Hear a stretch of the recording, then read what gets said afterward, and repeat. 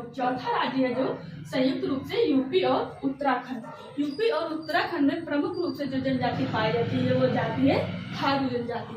थारू जनजाति की अपनी एक विशेषता है कि थारू जनजाति के लोग जो दिवाली उत्सव होता है ये शो के रूप में मनाते हैं। बाकी पूरे भारत में जैसे जहाँ जहाँ भी दिवाली त्यौहार मनाया जाता है वो खुशी के रूप में मनाया जाता है, उत्साह के रूप में मनाया जाता है, लेकिन हमारी जो थारू जनजाति है दिवाली त्यौहार को शो के रूप में मनाते हैं। जो थारू जनजाति है ये नेपाल से सटी डिस्ट्रिक्ट में राज्यों में नेपाल की तलहटी में ज्यादा संख्या में हमें देखने को मिलती है थारू जनजाति। पांचवा राज्य है मध्य प्रदेश। मध्य प्रदेश में जो जनजाति मुख्य रूप से पाई जाती है वो भील और गौड़ जनजाति पाई जाती है। तो भील जनजाति आप जान ही रहे हैं कि भारत की सबसे बड़ी जनजाति है प्रेजेंट टाइम में। इससे पहले गौड़ थी लेकिन अब भील है। तो भील और गौड़ मध्य प्रदेश में पाई जाती है। छठा राज्य जो है वो बिहार और झारखंड है।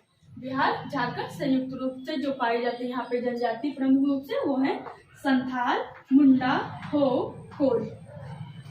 तो आप संथाल को याद करने के लिए तो याद कर सकते हैं जैसे कि हमारी प्रेजेंट टाइम में जो राष्ट्रपति महोदय हैं द्रौपदी मुर्मू वो हमारे संथाल जनजाति से ही बिलोंग करते हैं। तो संथाल जनजाति आप आसानी से याद कर सकते हैं कि हमारे जो राष्ट्रपति महोदय हैं वो संथाल जनजाति से बिलोंग करते हैं। और अन्य जाति हैं मुंडा, हो, कोल।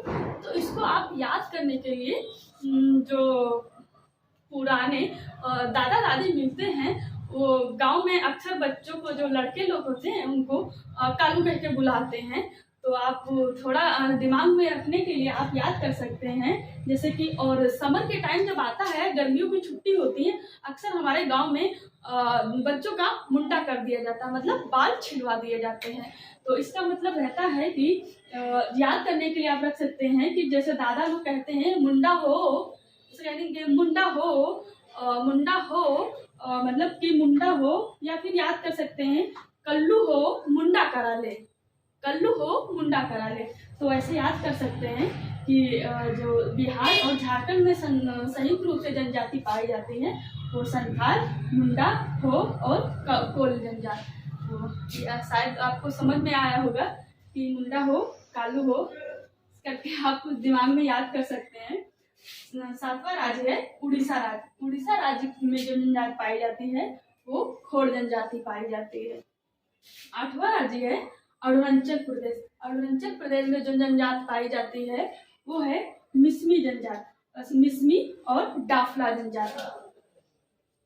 मिसमी और डाफला जनजाति जो इनका नाम पड़ा है ये अरुणाचल प्रदेश में इस नाम की पहाड़ियां हैं, इसी पहाड़ियों पे ये जनजाति निवास करती है, इसीलिए इनका नाम पड़ गया है मिसमी और डाफला। तो ये अरुणाचल प्रदेश की मिसमी और डाफला वहाँ के पहाड़ भी हैं। 9वां है राज्य असम राज्य। असम राज्य में जो जनजाति पाई जाती है वो बोडो और मिकिर जनजाति पाई जाती है। मिकिर जनजाति जो ये असम की मिकिर जनजाति है और मेघालय की खासी जनजाति है। इन दोनों जनजाति की अपनी एक विशेष और खास पहचान है कि जैसे कि हमारे पूरे भारत में जो समाज चलता है वो पित्त सत्तात्मक समाज चलता है, लेकिन हमारे देश की जो असम की मिकिर और मेघालय की खासी जनजाति है इनका जो समाज है वो एक मात्र सत्तात्मक समाज है। मात्र ऐसी भारत की जो जनजातियां हैं जो मिकिर और खासी जिनका समाज पित्त सत्तात्मक न होके मात्र सत्तात्मक है। मतलब अगर इनको अपना परिचय देना होगा तो वो अपनी माँ का ही नाम बताएंगे पहले कि माता श्री के पुत्र हैं इनके। अगर उनकी माँ नहीं है फिर भी वो स्वर्गीय लगा के बताएंगे अपनी पहचान में, लेकिन वो अपना एड्रेस देंगे, जो भी देंगे इन्फॉर्मेशन अपने बारे में वो अपनी माँ का नाम जरूर बताएंगे। भले ही वो माँ नहीं है तो स्वर्गीय लगा के बताएं, लेकिन अपनी पहचान बताएंगे तो माँ की पहचान में ही पहचान में संलिप्त करके बताते हैं। 10वां है मेघालय राज्य। मेघालय राज्य में जो जनजाति पाई जाती है वो गोरा, खासी और जैंती। और मेघालय में आप जानते भी होंगे गोरा, खासी, जैंती पहाड़ियाँ भी पाई जाती हैं। जो इन पहाड़ियों पे भारत में सबसे ज्यादा वर्षा पाई जाती है, इन्हें पहाड़ियों मेघालय में पाई जाती है। तो इन्हीं पहाड़ियों पे ये जनजाति निवास करती है, इसीलिए इन जनजातियों का नाम इन्हीं पहाड़ियों के आधार पे रख दिया गया है। 11वां राज्य है नागालैंड।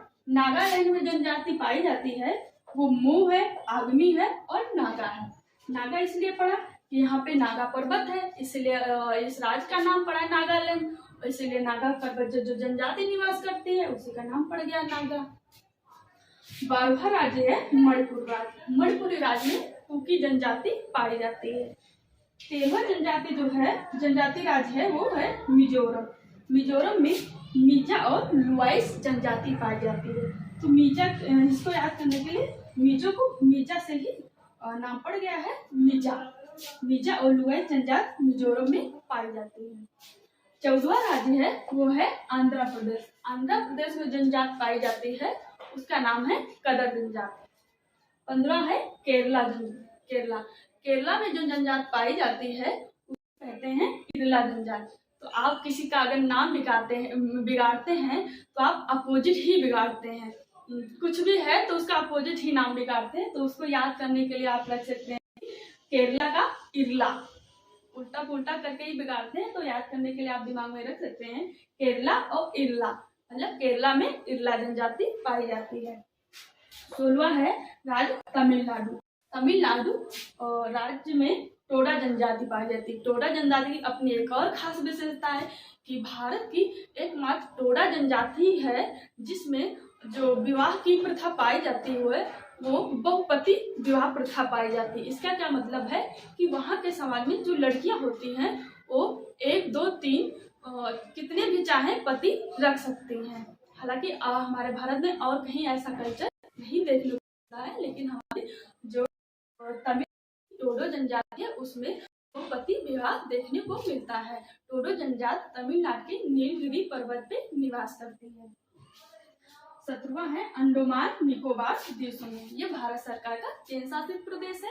यहाँ पे जो जनजाति पाई जाती है वो सेम्पेन जनजाति, जारवा जनजाति, सेंटिलीज और भारवा जनजाति। और इनकी अपनी विशेषता है।